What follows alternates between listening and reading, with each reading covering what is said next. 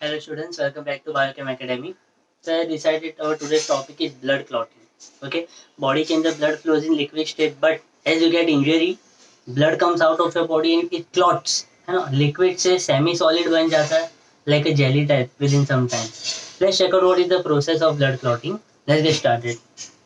Okay, so in blood vessel, our body flows in blood vessel. Hence, human shows closed circulatory system where blood flows only in the blood vessel. That is, arteries, veins, and capillaries. तीन में से blood flow होता है. Yes. So when blood is flowing in blood vessel, it has active anticoagulant.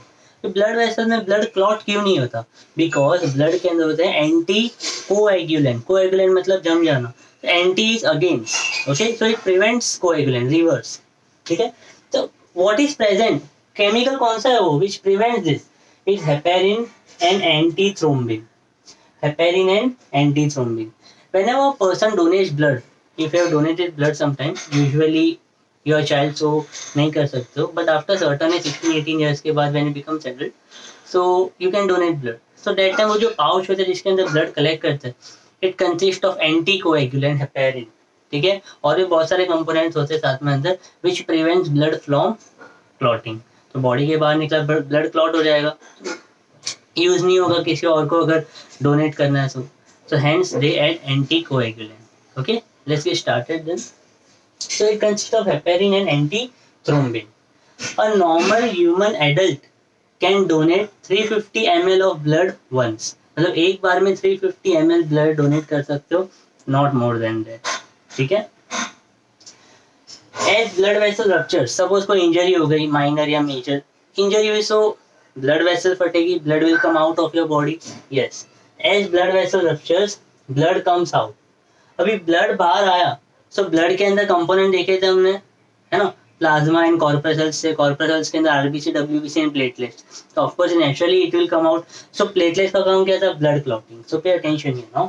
This platelets and injured tissue, this both releases a chemical name thromboplastin. क्या release करते हैं? Thromboplastin. It is a component of platelets. कैसे पता चला sir? Platelets को thrombocytes बोलते हैं ना, तो थ्रोम्बो वर्ड. ओके, तो थ्रोम्बोप्लास्टिन रिलीज करेगा. Because of release of thromboplastin एक एंजाइम एक्टिवेट होता है. वो एंजाइम का नाम है प्रोथ्रोम्बिनेस. क्या नाम है? प्रोथ्रोम्बिनेस.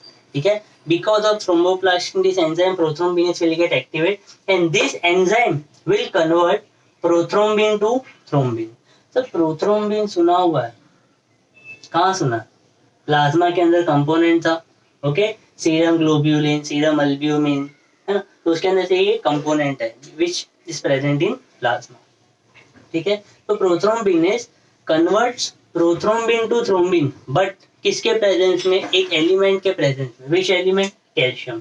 तो prothrombin in presence of calcium ion converts prothrombin to thrombin. Finally thrombin में कन्वर्ट हो गया ये. Now thrombin further converts fibrinogen to fibrin.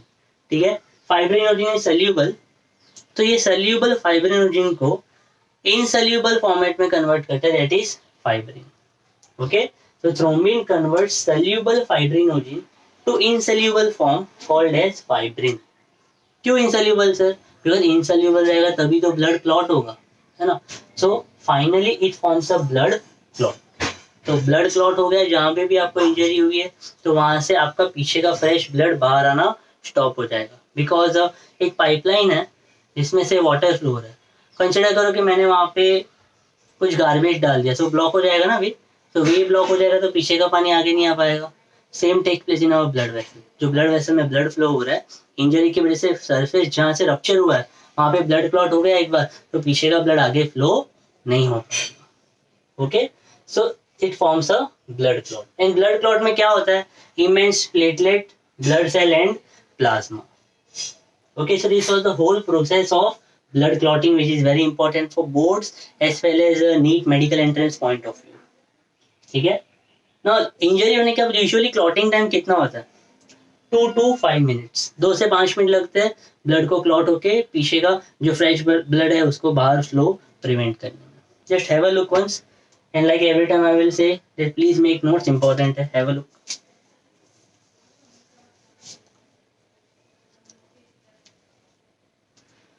Hope class you have got this.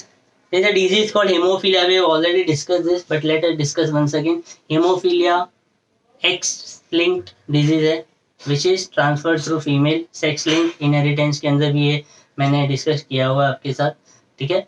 So criss cross inheritance के थ्रू आता है, that is mother to son and father to daughter, ठीक है. यहाँ पे क्या होता है हेमोफीलिया के अंदर, ब्लड क्लॉटिंग फैक्टर जो होता है जिससे ब्लड क्लॉट होता है प्लेटलेट्स, उसका कंपोनेंट बहुत ही कम होता है, जिसकी वजह से minor injury causes major blood loss. Because ये पूरी प्रोसेस के लिए ये सब केमिकल कंपोनेंट्स चाहिए, तो प्लेटलेट्स ही कम हो गए उसके अंदर. जो फैक्टर है, नॉट ओनली प्लेटलेट्स के साथ जितने भी फैक्टर्स है उसका लेवल कम रहेगा. तो don't you think blood clotting time बढ़ जाएगा? Yes.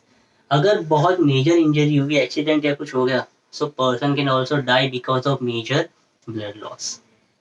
Okay class, hope you are getting it. Now next videos will be based on test. I am going to take your test on this chromosomes and all. Chromosome के ऊपर मैंने 2-3 videos बनाए blood clotting. तो day by day part 1 part 2 part 3 के basis पे I will take a test.